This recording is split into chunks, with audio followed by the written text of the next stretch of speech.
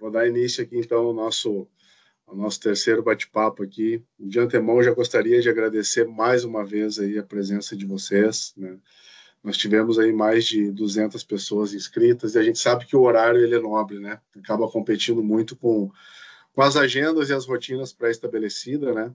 Tivemos aí 55 pessoas no primeiro, tivemos 35 pessoas no segundo, né? E na medida que a gente vai avançando, a gente vai conseguindo aí engajar mais pessoas também, né? Para um primeiro movimento, para a gente começar a compartilhar um conteúdo aí de qualidade, né? Eu fico muito satisfeito aí com a presença de cada um de vocês aqui, tá? E fique à vontade em levantar a mão, em questionar e perguntar. Como o assunto é rápido, né? Eu procuro ser assertivo também aqui na síntese que eu vou estar trazendo junto dos temas abordados aqui, tá bom? Então, mais uma vez, obrigado aí por vocês estarem conectados aqui, tá? A gente tá entrando hoje no item 3 da semana, né, que é métodos e práticas para uma gestão eficiente de manutenção, né? A gente sabe, né, galera, que a gente vive no nosso dia a dia aí, né, uma concorrência muito grande de atividades e prioridades, né? E que a gente precisa ser assertivo na tomada de decisão, nas agendas, na própria organização, quais são os temas que vão ser discutidos, o que vai para uma esfera corporativa, o que vai para uma esfera local, regional, como que se toma e como que se define as decisões, né? Então, como a gente entra num quesito bastante técnico, né? É importante que a gente tenha esse movimento bastante participativo, assim, do nosso autoconhecimento, né? Como que eu me conheço para poder saber o ambiente que eu estou e como que eu estou tomando aí as devidas decisões, né? A gente tem grandes empresas participando aqui, que eu acho que isso é importante a gente reforçar, né? Mosaic, Gerdau, Petrobras, Yara, Bracel, Vale, muita gente inscrita aí dentro desse processo, está recebendo aí o material, né? Qualidados, né? O pessoal da celulose, da CIMED também, Natura, Michelin, Raizen, Cobasa, Mercado Livre, Renner, Boticário, enfim, grandes empresas aqui, né, de grande porte aí, que estão sendo representadas por vocês aí, tá? E o que eu quero trazer aqui no primeiro momento, né, eu sempre gostei muito das caminhadas técnicas, né, quando a gente olha para uma gestão eficiente da manutenção, né? Tomar decisão sentado na cadeira precisa ter muito tempo antes, né, de sola da botina no chão de fábrica, né? Isso credencia e valoriza muito mais a decisão, né? Porque ela vem acompanhada de uma visão clara do que foi visto, né? Então, as caminhadas Gemba, pessoal, que isso é uma boa prática que eu trago aqui, né? Para todo gestor, independente se é gestor que tem equipe ou é líder que lidera algum processo, né? Acho que essa caminhada Gemba ela é um processo bastante estruturado, né? Ela é muito conhecida também por líderes que vão ao chão de fábrica, né? Que vão conhecer a realidade aí na primeira mão, né? É importante vai e veja, né? Filosofia também japonesa, né? Antes de tomar qualquer decisão ou antes de fazer qualquer análise de falha, em vez de sentar na sala e começar a fazer todo o processo, vá no campo e veja a situação. Isso acaba favorecendo, né, e elevando ainda mais a maturidade técnica da equipe, do conhecimento do processo e da própria integração, né, entre as pessoas. Então, não é uma passagem aleatória, passar correndo, verificar se tem algo vazando, se tem algum problema, não. É um momento onde você vai registrar, né, a equipe, os processos, os defeitos, né? Como que você consegue caminhar com a sua equipe e levar eles também junto ao chão de fábrica, né? Por isso que é liderar pelo exemplo, né?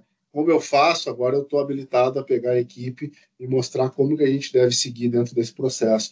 Isso ajuda onde, pessoal? Na tomada de decisão, principalmente das ordens e do backlog, né?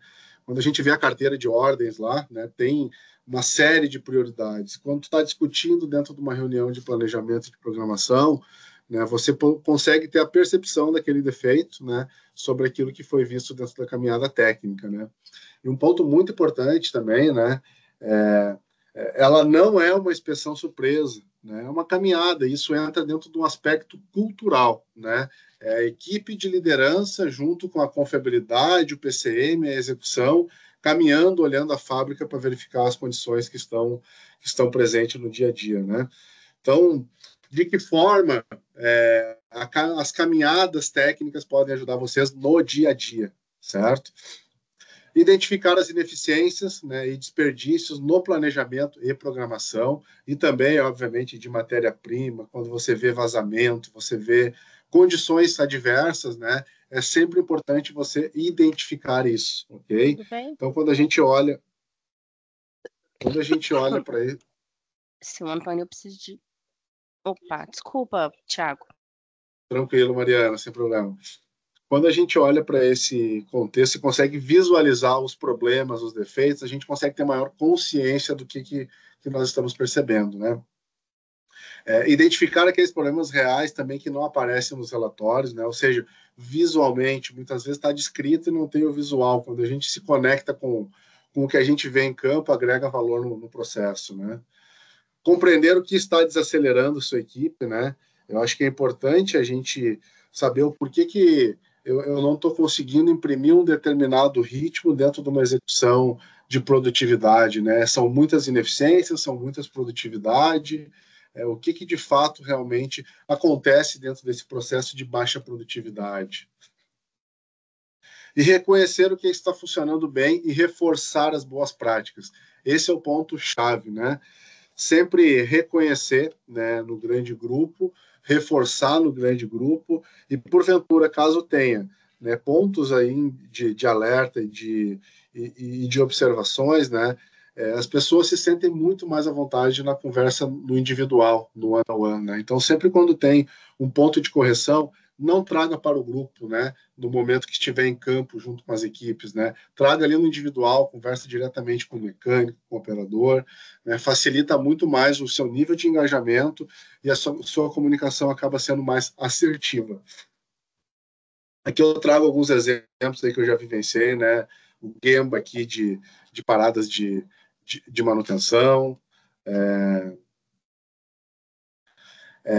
caminhadas técnicas também, né? Junto com o time, né? Para poder conversar com as pessoas, né? Fazer inspeções em campo. É sempre bom a gente trazer a referência junto, né? Levar quem planeja, quem executa, para conectar com o propósito comum, né, pessoal? Que é o quê? Reduzir o backlog, aumentar a produtividade, atender as demandas e deixar o ambiente cada vez mais seguro, certo? É importante registrar, olhar, ter claramente, né, o que está acontecendo nas condições. Obviamente, vamos se enxergar muitos defeitos, né, porque o olho, né, de quem está em campo, né, consegue perceber o que é normal e o que não é normal, né? Dentro dessa condição aqui, né, eu não posso ter um equipamento, né, com material isolante e achar que isso é normal, né? Pode ser comum, mas não é normal. Tem um artigo lá que eu escrevi, né, o que é comum, o que é normal. Se vocês tiverem a oportunidade de ler lá, acho que é importante se conectar, né? Porque muitas vezes, pessoal, a gente está no... Tem alguém com o microfone aberto aí. Muitas vezes a gente está dentro desse contexto, né, que vira paisagem. Então, é importante a gente sempre se conectar com aquilo que é certo. Sistema de transporte, né? É importante saber, cara, como é que está a lubrificação, né? Está tendo lubrificação, não está tendo lubrificação? Olhar para ver as condições que a gente tem, né? Como é que está o desgaste dos dentes da correia de transmissão, né? Está sendo lubrificado, não está sendo lubrificado? Então, são coisas básicas, né, que a gente precisa estar atento, né? Fazendo também uma visualização, né, daquilo que eu tenho no sistema versus daquilo que eu estou realizando, né? E aqui eu quero deixar, né, como para cada um de vocês, né, pessoal, o Gemba salva vidas, né? Eu digo que quando tu vai para o Gemba e tu olha o que está acontecendo, né, tu tira toda a complexidade, talvez, do que eu preciso fazer, porque tu consegue ver de maneira real o que está acontecendo, né? Então, deixar 7 dicas para vocês aqui, né? Vá primeiramente com uma mentalidade de aprendizado, né? Está lá para ouvir, para observar e não para ditar ou resolver problemas imediatamente.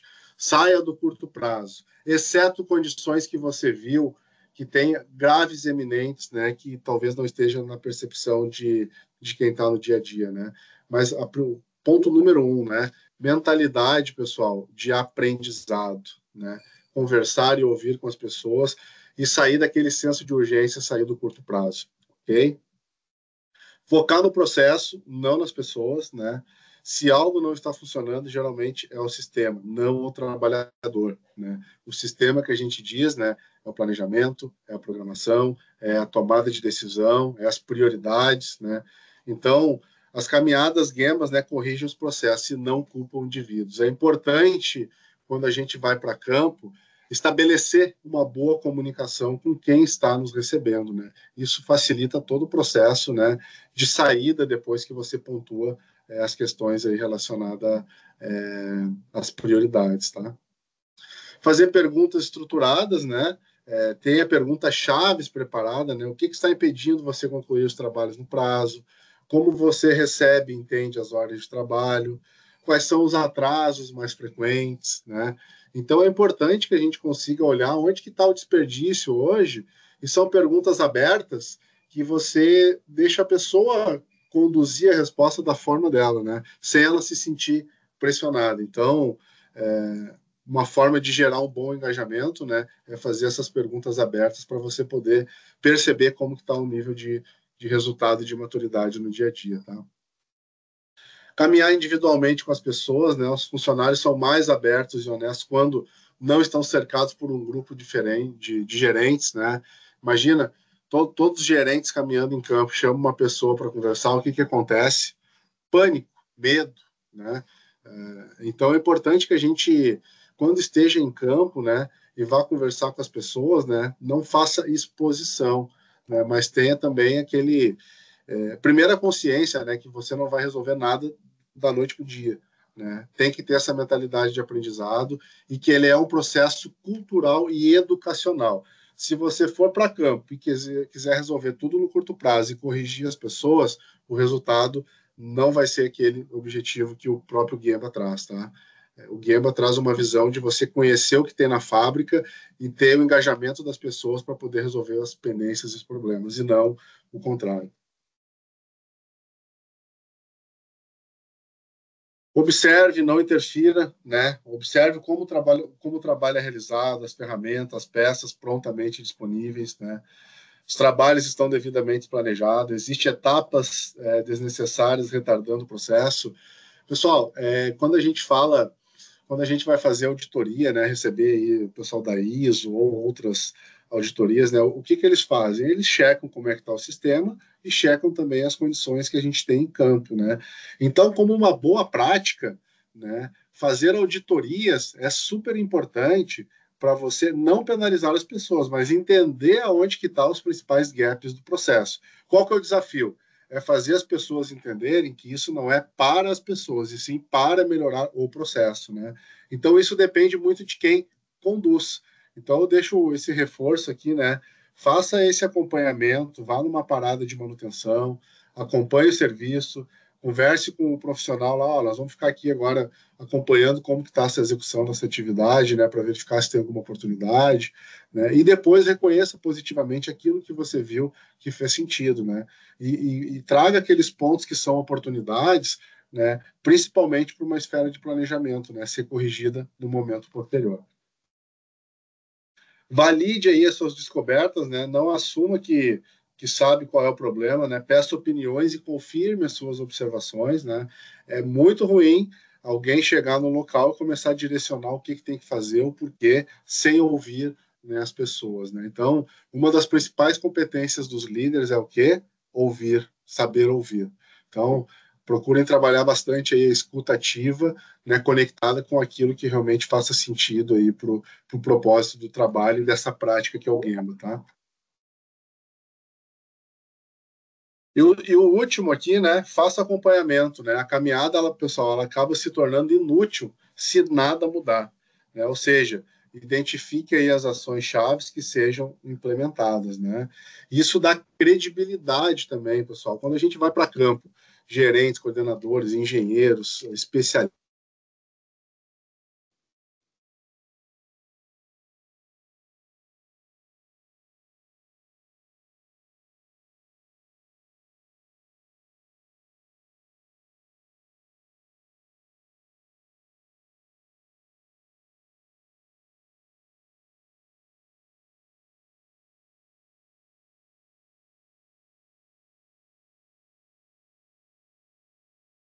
Alô, pessoal? Opa, estamos na linha. Voltou. Ixi, tá travando. Voltou, deu uma travada, mas voltou.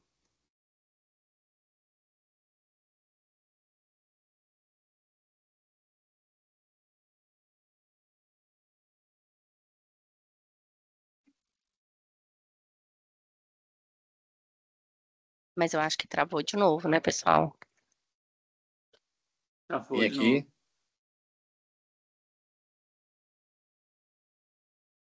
Provavelmente o Acho que o Thiago Thiagão caiu, né? caiu. É, acho que o Thiago caiu.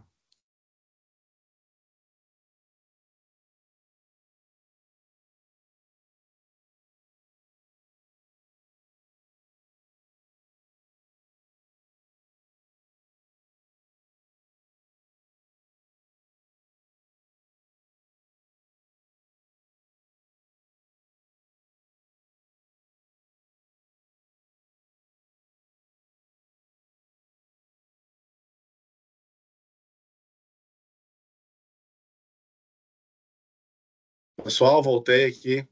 Estão me ouvindo? Opa, na escuta. Opa, Tá ouvindo valeu. bem, mestre? Show de bola, valeu, obrigado. Travou aqui, deve ter dado algum problema.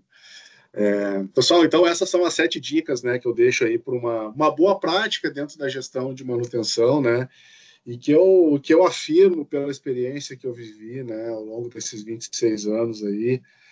Na dúvida, vá para campo e converse com as pessoas. Chame quem executa, estabeleça uma boa comunicação, né, dentro da gestão de interface, né. E é tão importante quanto ir fazer a caminhada, identificar os problemas, quanto tratar as saídas, né? Não adianta nada ter um momento da caminhada, conversar com as pessoas e passar 2, 3 semanas e o mesmo problema que foi identificado continua lá, né? Então, é importante que você tenha esse olhar, né, de perceber, analisar, planejar e executar. Porque a equipe percebe isso. Se você vai 2, 3, 4, 5 vezes e o problema continua lá, o que eu estou fazendo que eu estou caminhando e não estou resolvendo, né? Exceto situações que dependem de uma grande parada, enfim. Mas é importante que você se preocupe muito com a execução daquilo que você está coletando de campo, tá?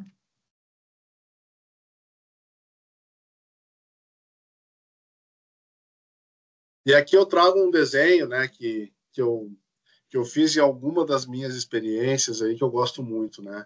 Pessoal, planejamento é grande parte do segredo dos resultados que a gente precisa trabalhar dentro da organização, né?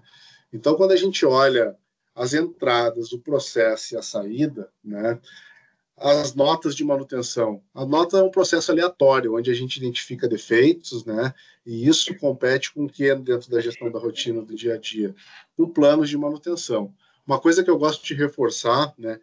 O plano de manutenção não é a estratégia de manutenção, ele é um produto da estratégia. Tenho isso em mente, tá? Não, é um negócio de confiabilidade que eu sigo, tem um grupo.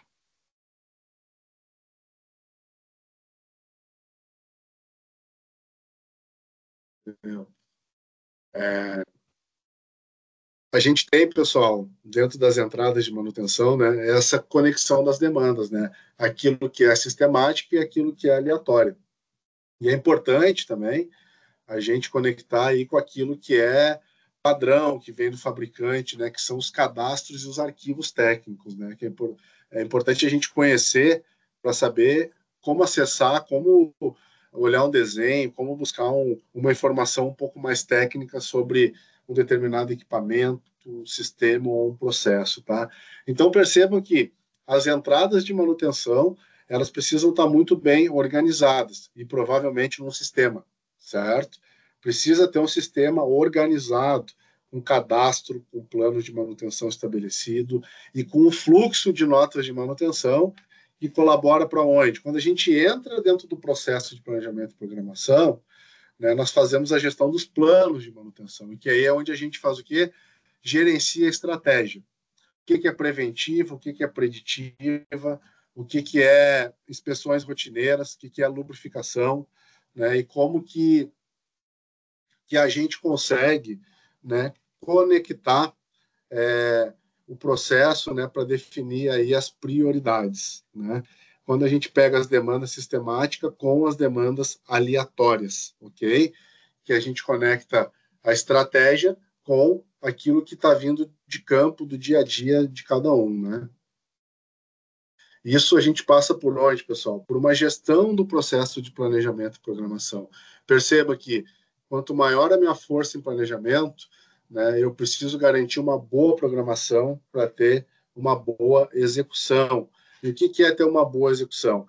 É fazer um bom processo de planejamento e programação, com serviços, materiais, peças sobressalentes, e definir carteiras, né? O que vai para grandes paradas, o que vai para paradas mensais, né, ou paradas de grande porte, né? Então é importante que a gente consiga ter esse processo bastante amadurecido. Isso aqui ganha jogo, isso aqui reduz backlog, isso aqui evita acidentes de trabalho, né? Isso aqui evita desperdício quando a gente consegue conectar dentro do processo, né, uma gestão das entradas e saber que eu estou gerenciando muito bem a estratégia, estou olhando para serviço, estou olhando para custo, estou olhando para carteiras de trabalho, né?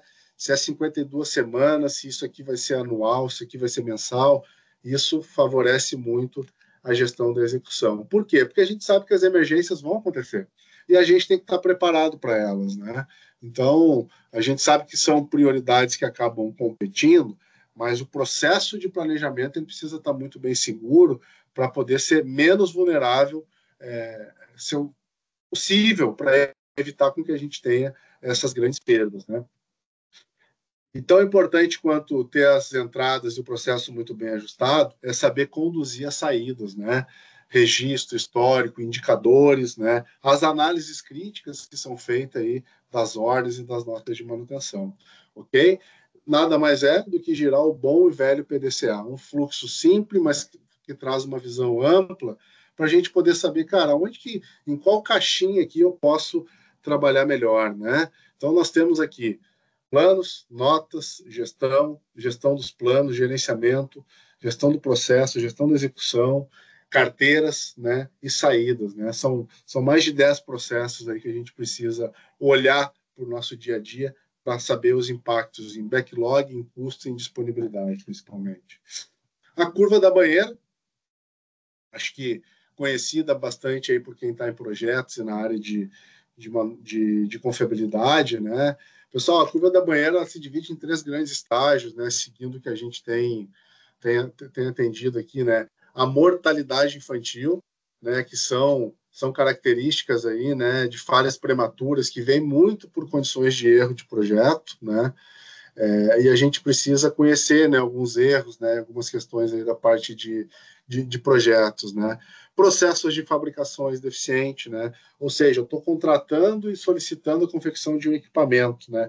E será que eu estou fazendo aquele teste de controle de qualidade lá no fornecedor, lá no fabricante? É qualidade assegurada? Será que tudo que esse fornecedor faz é 100% confiável? Como eu mando também um equipamento fazer um trabalho externo, quando eu recebo ele dentro da unidade, eu tenho um checklist para poder validar o serviço que foi feito, olhar o relatório que está sendo entregue, né? O controle de qualidade é extremamente importante nessa fase. Mão de obra desqualificada, né? Materiais fora da especificação, né? Componentes que acabam não sendo testados, né? Componentes que falharam devido à própria estocagem e transporte inadequado ou indevido, né? Eu já tive perdas aí por estar transportando turbinas, equipamentos aí de grande porte dentro desse processo, e acaba gerando grandes perdas, né? Grandes perdas mesmo. Partida deficiente, né? Instalação imprópria, ou seja, a mão de obra que eu estou colocando para poder fazer aquela montagem realmente está sendo adequada para aquele processo, né? Como que está a qualidade do serviço que eu estou finalizando, né? A gente olhando para isso, né, a gente consegue entender quais são as características de falhas prematuras. E quando a gente entra numa grande parada ou num novo projeto, isso aqui são abertura de olhos, que eu digo, né, que a gente precisa estar atento para esses cheques aqui durante o processo todo aí de elaboração, né? Quando a gente chega no período de taxa de falhas constantes, ou seja, falhas durante a vida, que são as falhas aleatórias, né, a gente consegue perceber o quê, pessoal? Defeitos abaixo do limite de sensibilidade dos ensaios, erros humanos durante o uso, né, a própria aplicação indevida, né, às vezes eu comprei um equipamento, um sistema para rodar com milho e eu estou produzindo arroz, né, a densidade é diferente, né, o equipamento foi projetado para uma condição. Isso não quer dizer que ele não possa ser ajustado, porém, a confiabilidade ela foi projetada em cima do contexto, né? Se eu mudo o produto, eu estou mudando escoamento, eu estou mudando resistência, eu estou mudando funcionamento, eu estou mudando corrente, eu estou mudando um sistema como um todo. Então é importante que a gente saiba que sempre quando a gente abre concessão, a gente sai da condição original, né, de projeto e entra para uma condição aleatória. E aí muitas surpresas podem acontecer. Falha da operação, né, falhas não detectáveis aí pela própria estratégia de manutenção também. Por isso que é importante, pessoal, ao longo de 12, 18 meses, revisitar o ciclo de manutenção para saber como que está a execução daquele plano, daquela estratégia, sabendo se está fazendo sentido para aquele processo ou não, né? E o período de desgaste, né, que é bastante envelhecimento, desgaste excessivo aí pela forma de operação, saber operar também, né, o ativo na condição de vida útil, isso é uma estratégia que a gente precisa começar a falar. Imagina nós, né, nós temos idades aí de 20 a 45, né, quando a gente chegar lá em 60 ou 70, né, os nossos cuidados precisam ser acompanhados de maneira diferente, né? Então é importante que a gente olhe para aquele ativo que ele já está num período de desgaste mais acentuado e já tem uma taxa de falha constante e não traga simplesmente como vida útil, né? Ele pode rodar um período maior, mas ele requer uma atenção maior, né? Então, a forma que eu coloco a minha estratégia para monitorar os meus equipamentos, né, já num período de desgaste, tem que ser diferente da estratégia que eu concebi lá no início, né? Então, fiquem atentos a esse ponto, porque ele é bastante relevante para quando a gente fala em confiabilidade. É saber olhar para aquele ativo, né, que já passou aí por algumas campanhas, né, e ainda está rodando. A vida útil ela pode ser caracterizada sim, mas tem que fazer sempre aí o payback, as análises críticas para saber o que realmente faz sentido manter e como que eu posso fazer diferente para poder garantir uma boa condição aí de operação. Ok? A análise RAM, eu gosto de desmistificar um pouco aqui e trazer uma análise mais qualitativa do que quantitativa. Então, o que a análise RAM nos entrega, pessoal, dentro da confiabilidade, né? Ela te traz aqui uma visão de disponibilidade futura, de confiabilidade e a própria mantenabilidade, como que está dentro do teu processo, né? Modelos de simulação, né, e distribuição de falha, né? Análise de causa raiz e árvores de falha, né? Planos de melhoria e otimização, métricas e indicadores de desempenho, né? E relatório de custos-benefício. Tá? Então, é importante que a gente saiba o que uma análise RAM nos entrega. E quando a gente olha para o R, que é de confiabilidade, o que a confiabilidade, a área de engenharia de manutenção, que hoje no Brasil, né, muitas empresas trabalham com confiabilidade, mas dentro de uma área de engenharia de manutenção. Eu não vou dizer que é certo ou é errado, isso é um aspecto cultural, mas que as boas práticas prevaleçam, né? E que a gente tenha, né, dentro da área de confiabilidade, né, dentro do processo de confiabilidade, uma forma de que como que eu posso agregar valor para aquela condição. Então, olhar muito bem para o design, né, do equipamento, do sistema, trabalhar com as especificações corretas, ou seja, conhecer muito bem quais são as especificações daquele meu equipamento. E uma coisa que eu quero trazer para vocês aqui, confiabilidade não se aumenta, né? Se atinge a confiabilidade de projeto, ou seja, o equipamento ele foi projetado para um determinado nível de confiabilidade. Então, não existe aumentar a confiabilidade, certo? Existe aumentar a disponibilidade, mas trabalhando dentro da confiabilidade requerida de projeto. Qualidade de mão de obra é extremamente importante, né? E isso é uma crise que tem, né, dentro do contexto aí que a gente vive nas indústrias. Limpeza e lubrificação, ou seja, o básico bem feito. Adesão e precisão às tolerâncias, intervalos de manutenção muito bem estabelecidos, né? E times e estruturas de trabalho. Conhecer as criticidades, né? Ter as taxas de falha, olhar para os indicadores de MTBF, conhecer a distribuição de falha, ter bons FEMEAs, né? Eu gosto muito de fazer planos de manutenção com o FEMEA e a matriz de decisão do RCM, né? E conhecer as árvores de falha, né? Ter muito bem distribuído isso. Então, a confiabilidade entrega isso para uma análise RAM, né? E um outro ponto muito pouco explorado dentro da indústria é a mantenabilidade, ou seja, é como que é realizado as manutenções. E o porquê que é importante isso, pessoal? A gente precisa primeiro ter as condições seguras e adequadas, né? E estar um ambiente limpo e organizado. Sem isso, a gente não consegue ter uma boa mantenabilidade. Então, peças disponíveis em quantidades corretas e no local certo e em boas condições, né? Se a gente puder levar o material para o local, né? Reduzir aí o deslocamento, isso facilita muito para a mantenabilidade, tá? Ferramentas certas, mão de obra capacitada, né? Ter um layout seguro e um ambiente limpo, né? Que as peças estejam de maneira correta, com a mão de obra também correta, né? E que essas ferramentas aí que o profissional está utilizando esteja em boas condições, né? E o que todo mundo enxerga, no final das contas, no dia a dia, é o quê? É a disponibilidade, né? Então, saber muito bem como está a estratégia de paradas, né?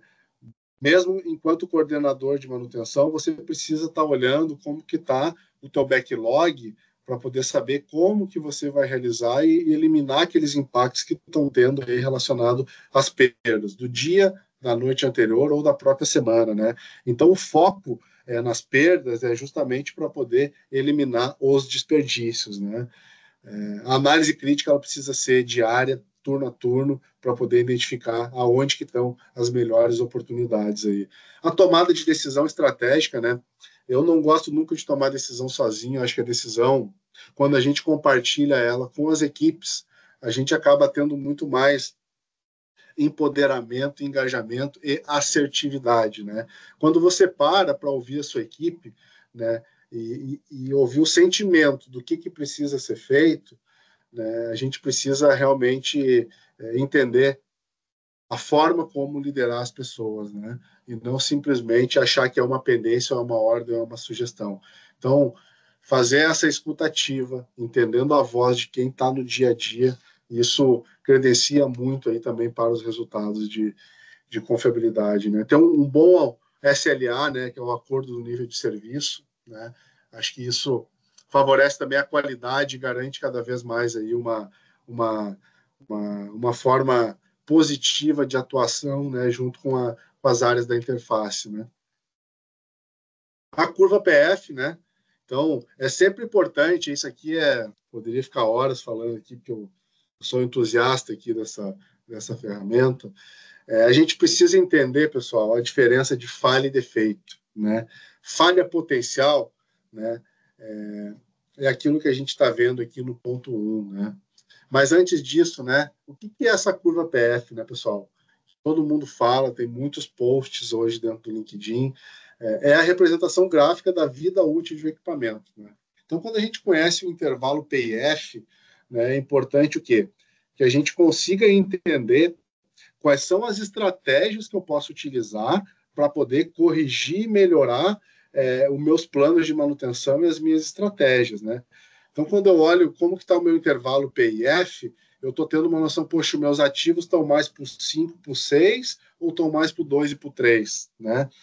E é importante o quê? Quando a gente tem um equipamento que já está num nível elevado de falha, que a gente consiga pontuar ele dentro desse gráfico, né? Saber, ó, eu já estou no nível 6 aqui, cara, eu preciso parar imediatamente, porque senão o custo vai subir mais, o tempo de 2 horas vai levar 10 horas. Então, conhecer essa ferramenta facilita o quê? A comunicação para a tomada de decisão. E não adianta ter uma ferramenta e não saber utilizar ela de maneira correta, né? Então, quando a gente olha para uma ferramenta dessa, a gente conhece o quê? Técnicas e estratégias de manutenção que podem ser aplicadas para poder melhorar a condição, ou daquele equipamento, ou daquele processo, ou daquele sistema, né? Então, a falha potencial, pessoal, ela é um defeito, né? Modo de falha ou sintoma. Exemplo, ruído anormal no rolamento. A falha vai ser sempre progressiva, correto? E a falha funcional.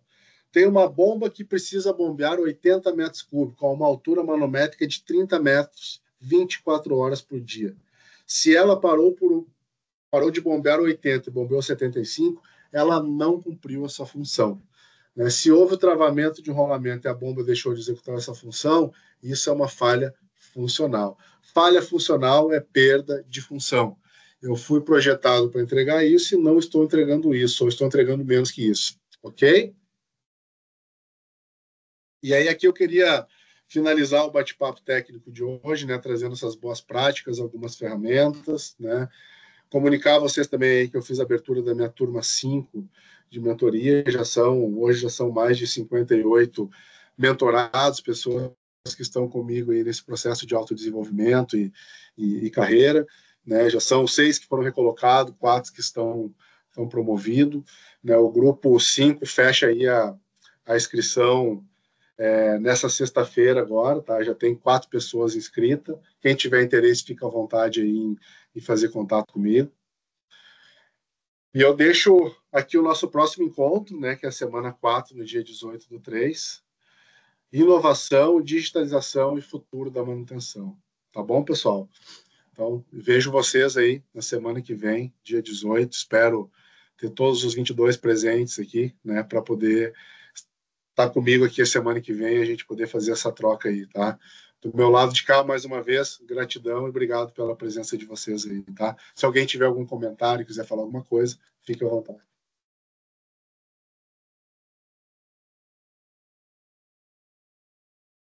Perfeito, Thiago. Show de bola. Uma baita apresentação aí.